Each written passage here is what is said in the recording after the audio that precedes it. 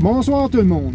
Ce soir, je vais prendre le temps de vous parler d'une stratégie qui est presque infaillible dans le crypto.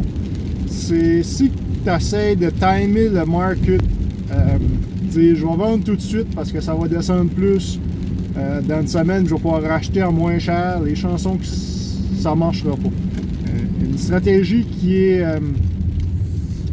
est presque infaillible, c'est, ils disent en anglais, time in the market beats timing the market. C'est-à-dire, le temps que tu es investi sans rien faire, à long terme, va te rapporter plus que si tu essaies de chasser la vague. C'est vrai pour ça parce que je passe beaucoup de temps à surveiller les nouvelles de crypto pis ça. Puis dernièrement, j'ai pas eu le temps ou même la force, si on peut dire, de vraiment m'impliquer à 100% là-dedans. Avec la vente de notre maison, la recherche d'une nouvelle maison, le stress un peu qui rentre en ligne de compte, la fatigue, j'essaie de faire des vidéos qui sont intéressantes pour vous puis qui peuvent vous aider à décider si vous voulez investir.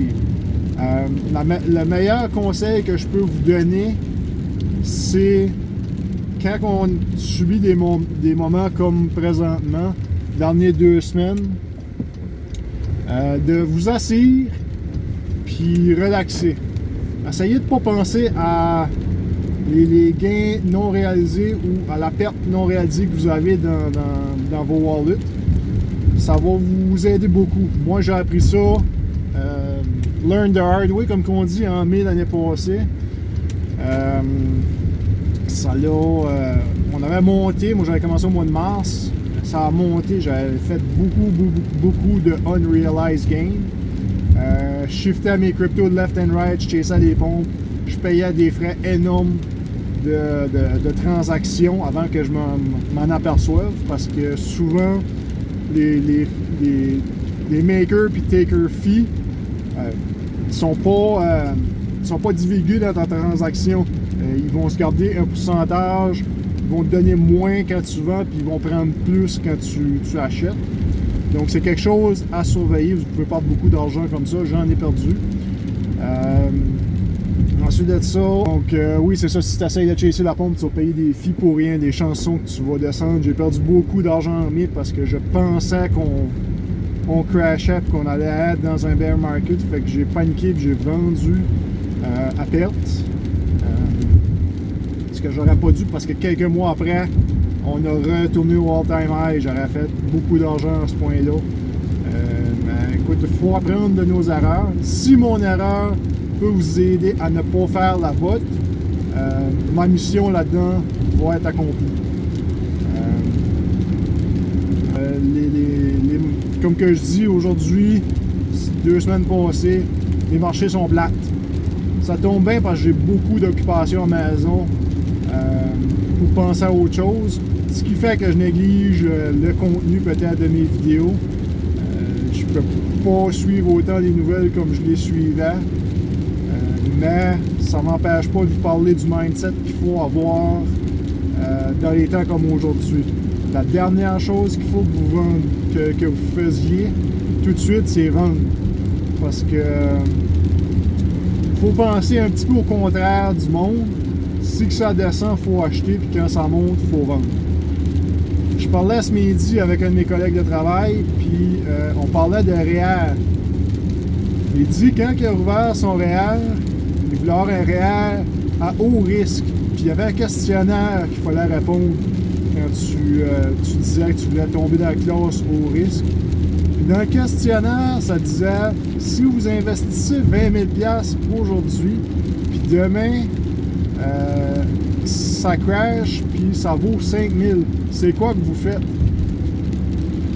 Moi, avec le mindset puis la mentalité que j'ai maintenant avec le crypto, je rachèterais plus. Si que c'est bien entendu un bon quelque chose que je crois dedans, un bon token ou une bonne compagnie dans le REER ou un bon plan de REER, en tout cas. J'en rachèterais plus. Ceci dit, je garde un œil quand même sur Bitcoin. J'ai des buying points. Si que Bitcoin va arriver, mettons, à 30 000, je vais faire un achat de Bitcoin. Je n'achèterai pas un Bitcoin total. J'ai pas les liquidités pour ça. Mais c'est ça, faut planer notre futur aussi. J'ai de l'argent de côté pour être capable de faire des achats quand le temps va être venu. Présentement, vu que j'ai pas le temps de faire ma recherche, ça serait pas sage de me garrocher de l'argent là-dedans. Si ça descend plus bas, je vais définitivement acheter. Mais présentement, je suis on the sideline, puis je watch ça de loin un peu. Donc, c'était ça pour la vidéo aujourd'hui. Si jamais vous avez des questions, des idées de vidéos, n'hésitez pas à me poser des questions parce que souvent, je vais répondre à vos questions dans une vidéo. C'est plus facile que de typer par Messenger. Puis moi, ça me donne du contenu pour mon channel YouTube que je veux grossir. Fait que si vous voulez m'aider, je vous suggère de partager mon channel avec votre entourage. Puis si vous voulez des tutorials ou quelque chose comme ça avec des screenshots, laissez-moi savoir, puis je vais travailler là-dessus, savoir quoi faire pour rendre l'utile à l'agréable. Donc, bonne soirée!